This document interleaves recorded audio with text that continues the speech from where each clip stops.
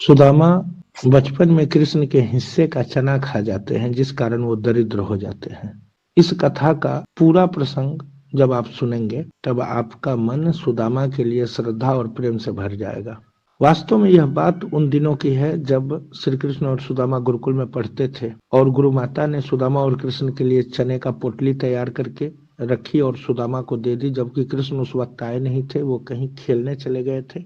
उसी बीच में महर्षि दुर्वासा का आगमन आश्रम में होता है और वो भोजन का इच्छा गुरु माता के सामने प्रकट करते हैं, लेकिन गुरु माता श्री कृष्ण के मुंह में वह चने का पोटली दुर्वासा को नहीं देती है और वह बता देती है कि हमारे आश्रम में अभी भोजन नहीं है। दुर्वासा त्रिकालदर्शी और समाधि पुरुष थे। उन्होंने ध्यान बल से ये देख लिया कि गुरु माता कृष्ण के लिए हमको चना नहीं दे रही है। उनको गुस्सा आ जाता है और वो श्राप दे देते हैं कि इस चना को जो खाएगा वो गरीब हो जाएगा। बगल में मौजूद सुदामा इस श्राप को सुन लेते हैं।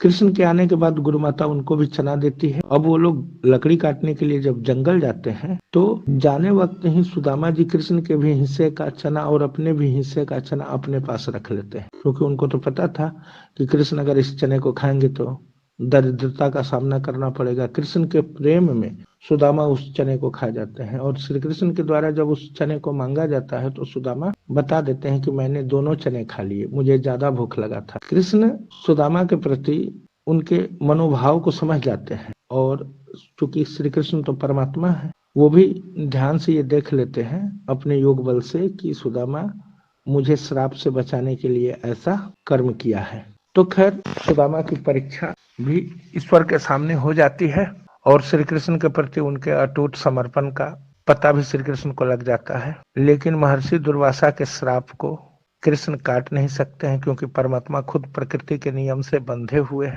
और किसी का श्राप हो या वरदान भले वो किसी को कोई दे, लेकिन लास्ट या अंत में परमात्मा ही उसके मुख्य स्रोत है। किसी के श्राप या वरदान को वही फलित करते हैं। बाद में गुरुकुल से दोनों निकले, सुदामा पे श्राप फलित हुआ और वो गरीब हो गए। तो आपको पता होना चाहिए कि सुदामा के इस गरीबी का राज श्री कृष्ण को पता था और श्री कृष्ण जब राधा को छोड़ रहे हैं तो वो नहीं रो रहे हैं। यानी कि श्री कृष्ण अपने पूरे जीवन काल में अगर किसी के लिए रोए हैं तो बस वो एक सुदामा है, यानी ऐसा भक्त जिसके लिए परमात्मा भी रो रहे हैं। श्री कृष्ण में पूर्ण त्याग, पूर्ण वैराग्य और पूर्ण समाधि पुरुष कृष्ण थे, क्योंकि परमात्मा के अवतार थे।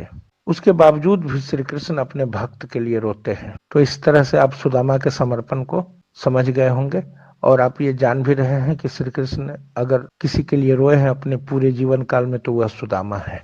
सुदामा द्वापर युग के भगवान